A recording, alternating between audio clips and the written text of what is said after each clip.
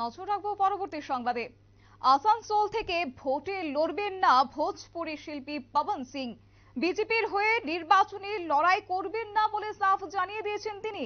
ব্যক্তিগত কারণেই কি তার এমন সিদ্ধান্ত?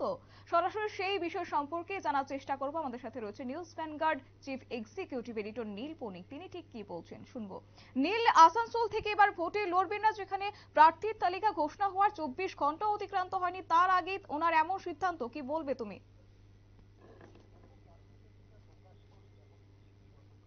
ভারতবর্ষের বুকে মানে দেশ জুড়ে একটা রাজনৈতিক ঝড় তুলতে সমর্থ হয়েছিল, কিন্তু আজকেই যেন কিছুটা ঢাল কাটলো।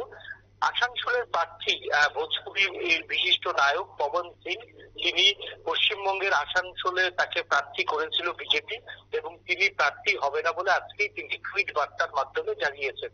অর্থাৎ আসানসোলে লোকসভা, সেই লোকসভাতে তৃণমূল কংগ্রেসের প্রার্থী ইতিমধ্যেই ঘোষণা করেছেন, প্রার্থী ঘোষণা করেছেন শত্রুঘ্ন সিনহা, বিশিষ্ট অভিনেতা। সেই অভিনেতাকে প্রার্থী ঘোষণা করার তারপরই কিন্তু তৃণমূল কংগ্রেস তার প্রচার শুরু করেছে।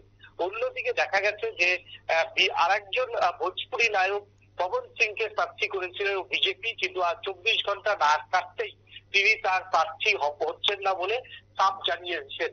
আর এখানেই তাল কেটেছে, অর্থাৎ মুখ পুড়েছে বিজেপি। তাহলে কি পবন সিং এর সঙ্গে কোন রকম আলোচনা না করেই আসানসোলে প্রার্থী ঠিক করা হয়েছে? প্রশ্ন কিন্তু খোদ বিজেপি কর্মীদের। এবং পশ্চিমবঙ্গের যে কটি আসনে তারা প্রার্থী করেছেন, সবকটি বেশিরভাগ আসনেই কিন্তু এই নিয়ে বিতর্ক রয়েছে। সেই বিতর্কের মধ্যেই কিন্তু এবার নয়া বিতর্ক পবন সিং। অর্থাৎ গোটা দেশব্যাপী প্রার্থী নিয়ে কোনো বিজেপির মধ্যে রাজঘাট না থাকলেও পশ্চিমবঙ্গে অর্থাৎ মমতার জমিতে, শক্ত জমিতে কিন্তু প্রথমেই হোঁচট খেলেন প্রধানমন্ত্রীর দল বিজেপি। এবং সেই জায়গাতে দাঁড়িয়ে পবন সিং এর প্রার্থী না হওয়াটা আর টুইট করে সেটাকে জানিয়ে দেওয়া, কার্যত বিজেপির যে রাজনীতির ম্যানেজমেন্ট তা নিয়ে কিন্তু ইতিমধ্যেই প্রশ্ন উঠতে শুরু করেছে শতাব্দী। এবং ভোটের তৃণমূল কংগ্রেস কিন্তু ইস্যুটাকে ছাড়তে রাজি নয়। তারা ইতিমধ্যে বিষয়টা নিয়ে বিজেপির কড়া সমালোচনা করেছেন এবং বিজেপির চরম কটাক্ষ করেছেন। সেই কটাক্ষের উত্তর কিন্তু ইতিমধ্যেই বিজেপির স্থানীয় নেতাদের কাছে কিছু নেই। তারাও এই বিষয়ে কেন্দ্রের এই যে সিদ্ধান্তে পবন সিংকে প্রার্থী করা নিয়ে তারাও কিন্তু এক প্রকার হতাশ।